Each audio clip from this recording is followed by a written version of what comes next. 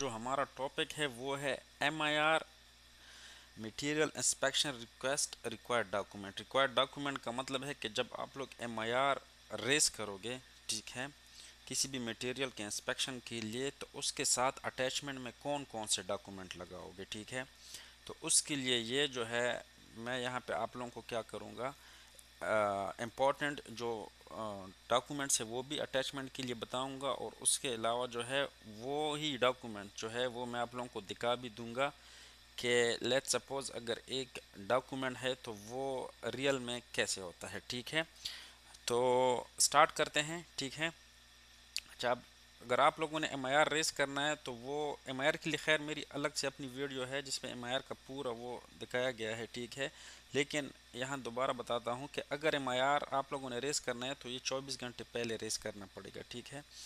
24 घंटे पहले रेस करना पड़ेगा, और उसके साथ कौन कौन से डॉक्यूमेंट आप लोग अटैच करोगे, उसमें नंबर 1 जो है वो है inspection request form, first page, ठीक है। इंस्पेक्शन रिक्वेस्ट फॉर्म का मतलब है कि जो आप लोगों के इंस्पेक्शन, जिस चीज़ की इंस्पेक्शन करनी हो उसकी पूरी इंफॉर्मेशन, उसके अलावा डेट, डे, उसके अलावा सिग्नेचर्स, ये सारी चीज़ें इस पे होती है, ठीक है। तो वो आप लोगों को लगानी पड़ेगी। फर्स्ट पेज का मतलब है कि सबसे ऊपर का पेज जो होता है, जो किसी भी साइट के लिए अप्रूव होता है, वो आप लोग लगाओगे, ठीक है। ये मैं दिखा भी दूंगा, ठीक है, और इस पर मेरी अलग सी वीडियो है भी पूरी। उसके बाद दूसरा डिलीवरी नोट। अच्छा, इसमें से कुछ चीज़ें जो है वो बहुत इंपॉर्टेंट है, जो हर MIR के साथ आप लोगों की लगेगी, और कुछ जो है वो किसी MIR के साथ लगती है, किसी के साथ नहीं लगती। जैसे कि ये दूसरा जो है डिलीवरी नोट, ये हर MIR के साथ लगानी पड़ेगी, ठीक है। डिलीवरी नोट वही होती है कि आप लोगों को जो मटेरियल आया है उसकी रिलेटेड उसमें इंफॉर्मेशन होती है कि कितनी क्वांटिटी आई है, ठीक है, और नाम वगैरह उसका क्या है, और कौन से फैक्ट्री या कहाँ से आई है, ठीक है, किस वेंडर से आई है। थर्ड जो है वो है अप्रूव्ड रैंक या टेक्निकल मैनुअल। तो इसमें दो चीज़ें होती है, एक अप्रूव्ड रैंक का मतलब ये है कि उसी चीज़ की रिलेटेड आप लोगों का अप्रूव्ड रैंक होगा, ठीक है। जैसे कोई भी DB होगी या कुछ भी इस तरह से आया होगा तो उसकी आप लोगों के पास अप्रूव्ड रैंक होगा, या उसका टेक्निकल मैनुअल होगा। टेक्निकल मैनुअल उसी जगह से हमें मिलता है जहाँ से हम वो चीज़ लाते हैं, ठीक है। वो लोग टेक्निकल मैनुअल प्रोवाइड करते हैं, तो ये MIR के साथ आप लोग लगाओगे, ताकि जब आप लोगों को किसी DB या किसी भी चीज़ की इंस्पेक्शन करनी हो तो ताकि वो उसी के मुताबिक की जाए, ठीक है। ये हो गया। उसके बाद जो है for inspection and test plan ITP, ठीक है, अप्रूव्ड कॉपी एंड हाईलाइटेड। अच्छा, अप्रूव्ड कॉपी का मतलब ये है कि ये ITP आप लोगों की अप्रूव होनी चाहिए, ठीक है, अप्रूव कॉपी होगी। और उसके बाद हाईलाइटेड का मतलब है, इस पर भी मेरी पूरी एक डिटेल वीडियो है, ITP का ITP क्या है असल में। तो हाईलाइटेड का मतलब है कि उसमें भी 3 डिफरेंट ऑप्शंस होते हैं, मटेरियल का, इंस्टॉलेशन का और टेस्टिंग का। तो उसमें जो मटेरियल का होगा उसको हम हाईलाइट कर लेंगे, ठीक है। इस पर अलग से वीडियो है, वो आप लोग देख लोगे तो इंस्पेक्शन टेस्ट प्लान का आप लोगों को सही पूरा क्लियर हो जाएगा कि ये क्या होता है, ठीक है। उसके बाद जो है 5 नंबर सबमिटल। सबमिटल जो है ये बहुत इंपॉर्टेंट होता है किसी भी MIR के लिए, क्योंकि ये एक ऐसी चीज़ होती है जिसमें इस मटेरियल का पूरा डिटेल होता है, और ये जो है जब इसकी डिज़ाइनिंग वगैरह होती है तो उस टाइम में इसकी जो है अप्रूवल ली जाती है कि लेट सपोज अब हम एक DB डिज़ाइन कर रहे हैं, तो उसमें कितने ब्रेकर लगेंगे, कौन कौन से ब्रेकर लगेंगे, किस किस्म के लगेंगे, ठीक है। उसमें उसकी डिज़ाइन वगैरह, उसकी लेंथ क्या होगी, हाइट क्या होगी, विड्थ, सब कुछ इस चीज़ में सबमिटल में आप लोगों के पास होगी। तो ये 5 चीज़ें जो है ये बहुत इंपॉर्टेंट है, और ये हर एक MIR के साथ लगती है, ठीक है। इसके बाद जो है एक फैट रिपोर्ट हो गया 6 नंबर पे। तो फैट रिपोर्ट क्या होता है कि कोई भी चीज़ जब आप लोगों के पास आती है तो उसकी फैट होती है फैक्ट्री एक्सेप्टेंस टेस्ट, जो कि फैक्ट्री में पहले से होती है। लेट्स सपोज अब आप लोगों के पास एक ट्रांसफार्मर आया है, ठीक है, तो उसका आप लोगों को वो लोग फैट रिपोर्ट देंगे, और फैट रिपोर्ट में उन्होंने इस ट्रांसफार्मर पे जो टेस्ट किए हैं वो सारे आप लोगों को उसमें उसकी वैल्यू और उसकी जो आउटपुट आई है वो सारे इसमें होंगी, ठीक है। तो ये इम्पॉर्टेंट है, लेकिन तब जब इसकी ज़रूरत हो, ये हर एक चीज़ के साथ नहीं लगती, ठीक है। जैसे कि फ़ैट अगर नॉर्मली हम छोटी कंड्यूट वगैरह को देख ले, अब कंड्यूट की फ़ैट रिपोर्ट नहीं होती, ठीक है, तो उसके लिए फ़ैट रिपोर्ट की ज़रूरत नहीं होती। ये वहाँ पे ज़रूरत होती है जहाँ पे किसी चीज़ पे फैक्ट्री में टेस्ट हुए होते हैं, ठीक है, तो उसके साथ ये लगती है। उसके अलावा 7 number checklist sign by contract QC, ये भी हर एक एम के साथ लगता है, ठीक है।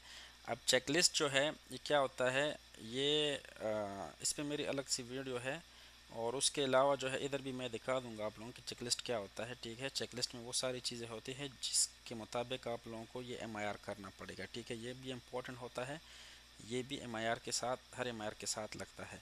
अब 8 नंबर पे warranty guarantee certificate F applicable. अब ये देखो, ये अगर वो पूछें आप लोगों का कंसल्टेंट, तो आप लोगों को ये फिर प्रोवाइड करना पड़ेगा वारंटी गारंटी सर्टिफिकेट, ठीक है। और अगर किसी चीज़ की वारंटी है तो वो उसकी वारंटी पर आप लोगों को प्रोवाइड करनी पड़ेगी, ठीक हो गया। उसके बाद कंट्री ऑफ ओरिजिन सर्टिफिकेट, ये जो है ये उस चीज़ के लिए होता है जो बाहर से आता है, और ये प्रोजेक्ट पे डिपेंड करता है कि अगर तो आप लोगों का जो प्रोजेक्ट है उसमें इसकी रिक्वायरमेंट है, ठीक है, तो ये भी साइन होता है और अप्रूव होता है, ठीक है। इसका अप्रूवल लेना पड़ता है, ठीक है। उसके बाद ये आप लोग एमआईआर रेस कर सकते हो, लेकिन ये हर एक प्रोजेक्ट पे जो है नहीं होता हर एक प्रोजेक्ट में, लेकिन अगर रिक्वायर्ड है तो फिर इसको भी साथ लगाना पड़ेगा, ठीक है। और उसके बाद 10 नंबर पे फोटोग्राफ ऑफ मटेरियल, जब आप लोगों के पास कोई भी मटेरियल आएगा तो उसके आप लोग फ़ोटो निकाल के अपने पास रखोगे और एमआईआर के साथ लगाओगे। अगर तो कंसल्टेंट पूछेगा तो आप लोगों को लाजिम लगाना पड़ेगा। वैसे ये कभी कभार आप लोग लगा सकते हो, अगर ज़रूरत नहीं है तो मत लगाओ, नो प्रॉब्लम, क्योंकि वो जाके उधर ही उसकी इंस्पेक्शन, उसी मटेरियल की इंस्पेक्शन उसने करनी होती है, तो इतनी कोई ख़ास ज़रूरत नहीं होती, ठीक है। तो ये 10 चीज़ें जो है, इसके अलावा जो है ये तो इम्पोर्टेंट चीज़ें हैं, इसमें से ये 7 नंबर जो हो गया 1 2 3 4 5 और 5 तक, ठीक है। बाकी मैंने आप लोगों को बताया कि अगर एप्लीकेबल है तो ठीक है, नहीं है तो छोड़ दो, ठीक है। ये 6 चीज़ें जो है ये हर एक एमआईआर के साथ लगती है। इसके अलावा भी कुछ चीज़ें हो सकती है, अगर आप लोगों का कोई कंसल्टेंट जो है वो आप लोगों को पूछ ले तो वो उसी टाइम पे फिर डिपेंड करता है, लेकिन ये चीज़ें जो है ये हर एमआईआर के साथ लाजिम लगानी होती है, ठीक है। अब कौन कौन से ये सारी चीज़ें ये किस तरह की होती है वो भी आप लोगों को मैं दिखाता हूँ, ठीक है। आगे चलते हैं और देखते हैं कि ये सारी चीज़ें क्या है असल में। इस तरह से वो चीज़ें हमने सारी देख ली ना, तो उसमें सबसे पहले जो था एमआईआर का फ्रंट पेज था। अब ये देखो ये उसका फ्रंट पेज है, ठीक है। एमआईआर का ये मटेरियल रिलेटेड सारा इसमें होता है कि इंस्पेक्शन नंबर कौन सा है, डेट कौन सा है, ये सारी चीज़ें देखो। ये किस चीज़ के बारे में है, ये एमआईआर देखो, material for inspection LV distribution pillar, ये वो। तो इस पे अलग से मेरी वीडियो है, वो अगर आप लोग देख लो तो आप लोगों को सारी समझ आ जाएगी। लेकिन ये डॉक्यूमेंट एमआईआर इम्पोर्टेंट डॉक्यूमेंट रिलेटेड है, तो इसमें मैं नॉर्मली बता रहा हूँ, ठीक है। जैसे कि देखो ये सारा एमआईआर का फर्स्ट पेज है, ठीक है, जहाँ पे आप लोगों का कंसल्टेंट वगैरह कमेंट या अप्रूव या अनअप्रूव वगैरह कर सकते हैं। जैसे कि ये देखो उसने अप्रूव विद कमेंट किया हुआ है कि provide warranty certificate, provide ITP approved rank, ठीक है। ये ठीक हो गया ना। ये को सीओओ सर्टिफिकेट ऑफ ओरिजिन, तो उसने ये सारी चीज़ें मांगी है, क्योंकि ये चीज़ें इस एमआईआर के साथ अटैच नहीं थी, ठीक है। तो ये देख लिया, ये फ्रंट पेज हो गया। उसके बाद सेकंड नंबर पे हमारे पास आता है डिलीवरी नोट। ये देखो डिलीवरी नोट, डिलीवरी नोट में जैसे मैंने आप लोगों को बताया क्या होता है कि ये देखो लेट सपोज अब हमारे पास क्या हुआ है कि ये battery charger system capacity 125 volt DC by 400 ampere, quantity कितने 2 पीस आए थे, ठीक है। तो ये देखो डिलीवरी नोट में पूरा इन्फॉर्मेशन आप लोगों के पास होगा कि कितना मटेरियल आया है, क्वांटिटी क्या है, ठीक है। उसके बाद रिमार्क्स वगैरह। तो ये हो गया आप लोगों का डिलीवरी नोट। थर्ड पे हमारे पास क्या है, ये देखो अप्रूव्ड रैंक या मैनुअल। तो ये मैनुअल है। मैनुअल में क्या होता है कि उस चीज़ के रिलेटेड पूरा इन्फॉर्मेशन होता है, ठीक है, कि उसको स्टोर कैसे करना है या जो भी है, तो वो सारा इसको मैनुअल या अप्रूव्ड रैंक आप लोग कह सकते, क्योंकि इसी में आप लोगों के पास ड्राइंग वगैरह भी आप लोगों को मिलेगा, ठीक है। ये देखो स्टोरेज का, अनपैकिंग का, बैटरी एप्लीकेबल स्टैंडर्ड, मेंटेनेंस, ये सारा उसमें दिया हुआ है, ठीक हो गया। और इसी में इसका ड्राइंग वगैरह भी आपको मिलेगा, ठीक है। इसके बाद जो है हमारे पास है आईटीपी। तो ये देखो आईटीपी है, ये आईटीपी पे मेरी पूरी वीडियो है, ठीक है। उसके अलावा ये देखो इसमें जो है ये आईटीपी की वो है एक पेज दिखाई दे रही है, ठीक है। ये देखो ये सारा उसमें इंफॉर्मेशन। उसके अलावा जो है अगर आप लोग देख लो, ये देखो ये अब क्या है, ये एक दूसरी आईटीपी है जिसमें आप लोगों को बताया गया है, देखो फैट रिपोर्ट, ग्राउंडिंग रोड, ये वो सारा ठीक है। ये देखो, और इसमें एक और इम्पोर्टेंट चीज़ जो थी, जो मैं आप लोगों को कह रहा था कि एटीपी को आप लोग क्या करोगे, हाईलाइट करोगे तो ये देखो मटेरियल रिसीविंग का ये भी मटेरियल, ये भी मटेरियल, तो इन तीनों को आप लोगों को इसके साथ हाईलाइट करना पड़ेगा। बल्कि इफेक्ट इंस्पेक्शन ये भी है, इन चारों को आप लोगों को इसके साथ हाईलाइट करना पड़ेगा इसी मायर के साथ। जब इंस्टॉलेशन का करोगे आरएफआई के साथ, फिर ये वाली जगह आप लोग हाईलाइट कर लो। ठीक हो गया, ये आईटीपी हो गई। उसके बाद टेक्निकल सबमिटल। अच्छा, टेक्निकल सबमिटल का आप लोगों को मैंने आइडिया दिया भी कि वो क्या होता है, लेकिन ये क्या है, ये उसका एक अप्रूवल है। देखो एक्सेप्टेबल, ठीक है, neutral earthing resistant technical submittal. अब ये जब एक्सेप्टेबल होगा तभी आप लोग एमआईआर कर पाओगे, अगर जब तक ये एक्सेप्ट नहीं होगा तो आप लोग एमआईआर नहीं कर सकते हो। ठीक है, ये उसका अप्रूवल का पेज है। ठीक है, तो उसमें मतलब जो भी चीज़ होगा उसकी रिलेटेड सारी इन्फॉर्मेशन होगी। अब ये न्यूट्रल अर्थिंग रजिस्टर का है ना, तो इस टेक्निकल सबमिटल को जो हमने अप्रूव कराया, तो न्यूट्रल अर्थिंग रजिस्टर के लिए हमने किया कि हम जो न्यूट्रल अर्थिंग रजिस्टर एनईआर लगाएंगे, उसकी कैपेसिटी, उसकी डिज़ाइन, क्या सब कुछ उसमें डिफाइन था। ठीक है, और उसको जब अप्रूव किया तो उसके बाद वो चीज़ हमारे पास आई और हमने उस पर काम किया। ठीक है, अच्छा, उसके बाद जो है हमारे पास क्या था, उसके बाद हमारे पास है चेक लिस्ट। अच्छा, ये चेक लिस्ट बल्कि 6 नंबर पे ये आ रहा है। अच्छा, फैट रिपोर्ट। ठीक है, 6 नंबर पे हमारे पास क्या था, ये देखो ये battery charge FAT test report है।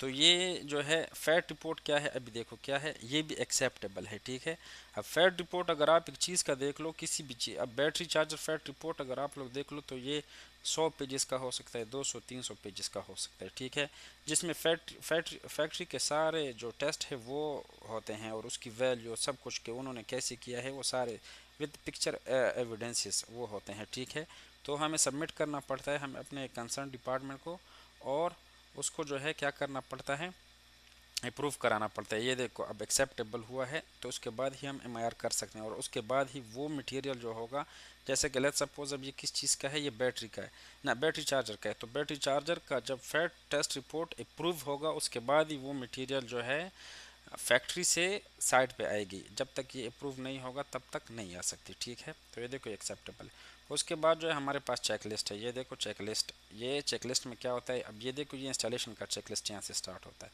तो इससे ऊपर जो है ये सारा किस चीज़ का है, मटेरियल। ये देखो फिजिकल चेक, मतलब मटेरियल इंस्पेक्शन का चेक लिस्ट है। तो ये सारा आप लोगों को फिल करना पड़ेगा। इसमें मेरी पूरी वीडियो है, वो अगर आप लोग देख लो चेक लिस्ट का, आप लोगों को आइडिया हो जाएगा। ये ठीक है, ये एमआईआर का के रिलेटेड, जैसे कि चेक फिजिकल डैमेज डिफेक्ट। अब जो भी मटेरियल आया होगा उसको फिजिकल चेक करना पड़ेगा कि डैमेज वगैरह तो नहीं है। तो ये सारा उसमें होता है, और इसी के मुताबिक आप लोगों को अपना मटेरियल चेक करना पड़ता है। ठीक है, इसमें जो चीज़ें होती है जैसे कि चेक फिजिकल डैमेज डिफेक्ट, अगर डिफेक्ट हुआ तो नॉट कंप्लाइड, यहाँ पे ओके करोगे, कंप्लाइड ओके। तो ये सारा इस तरह से होता है। ठीक है, और अगर उसने कुछ कमेंट डालने हुए तो वो भी आप यहाँ पे डाल सकता है कि लेट्स सपोज फिजिकल चेक किया हमने, उसमें कोई डैमेज, कोई डिफेक्ट था, तो वो क्या डिफेक्ट था वो यहाँ लिख सकता है। ठीक है, अच्छा, उसके बाद जो है आपका इंश्योरेंस आ गया। ठीक है, ये इंश्योरेंस या गारंटी सर्टिफिकेट या जो भी है वो ये है। ठीक है, ये देखो स्पेसिफिक पॉलिसी, ये पता नहीं क्या लिखा है, वो एज पॉलिसी। ठीक है, तो इस तरह से वो होता है कि ये चीज़ जो है इसकी इंश्योरेंस है, और ये असल में ये जो वो होती है ना कार्गो, वो प्रोवाइड करती है आप लोगों को। वारंटी, वारंटी तो ये नहीं कह सकते यहाँ पे, उसकी जगह पे मैंने इंश्योरेंस दिखाया है। ठीक है, वैसे वारंटी सर्टिफिकेट भी सेम ही होता है। ठीक है, उसमें भी यही इन्फॉर्मेशन होती है कि इसकी इतनी साल तक वारंटी होगी और इन चीज़ों की कैसी वारंटी होगी। तो यहाँ पे मैंने इंश्योरेंस सर्टिफिकेट दिखाया है। इंश्योरेंस सर्टिफिकेट में क्या होता है कि जब आप लोगों का मटीरियल किसी एक जगह से दूसरी जगह ट्रांसफ़र होता है, तो वो इंश्योर करते हैं कि ये जो कंपनी है इसकी क्या प्रोसीजर होगा, ये कैसे उसको जो है एक जगह से दूसरी जगह पहुंचाएगा। ठीक है, तो उसके लिए ये होता है। उसके बाद ये देखो सर्टिफिकेट ऑफ ओरिजिन, जैसे मैंने आप लोगों को बताया सर्टिफिकेट ऑफ ओरिजिन। ठीक है, तो ये क्या है ये जो जब कोई चीज़ आप लोगों के पास बाहर किसी दूसरी कंट्री से आएगी तो उसके उसमें ये होता है। ठीक है, सर्टिफिकेट ऑफ ओरिजिन, और इसका भी सेम इफेक्ट, और जो वो दिखाया ना आप लोगों को सबमिटल, उसका उसकी तरह इसका भी अप्रूवल लेना पड़ता है। ठीक है, जब ये अप्रूव हो जाए तो उसके बाद ही आप लोग क्या कर सकते हो, अपना वो मटेरियल जो है साइड पे लाके, ये देखो न्यूट्रल अर्थिंग रजिस्टर का है। ठीक है, तो ये सर्टिफिकेट ऑफ ओरिजिन हो गया। उसके बाद जो है लास्ट में ये पैकिंग लिस्ट भी आप लोगों को दिखाया है। असल में उधर पिक्चर्स थे 10 नंबर पे, लेकिन इधर पैकिंग लिस्ट है, तो पिक्चर तो वैसे भी आप लोग ले सकते हो, लेकिन ये एक और वो है। पैकिंग लिस्ट भी अक्सर उनके साथ आता है मटेरियल के साथ। ठीक है, और वो भी डिलीवरी नोट की तरह ही होता है। देखो जैसे कि अब दो पैलेट आए हमारे पास, ठीक है, तो उसमें क्या थे, दो बैटरी चार्जर थी, ठीक है, उसका नेट वेट क्या था, ग्रॉस वेट क्या था, डायमेंशंस वगैरह सब कुछ, वन पैलेट। और उसके बाद क्या है, इसका बॉक्स आया है, ये सारा उस उन्होंने यहाँ पे दिखाया है कि यहाँ पे कौन कौन सी चीज़ें डिलीवर हुई है, ठीक है। तो उम्मीद है आप लोगों को एम की समझ आई होगी। इसमें कुछ चीज़ें इंपॉर्टेंट है स्टार्ट वाली, और कुछ जो है वो नॉर्मली कुछ एम के साथ लगती है और कुछ के साथ नहीं लगती। Thank you.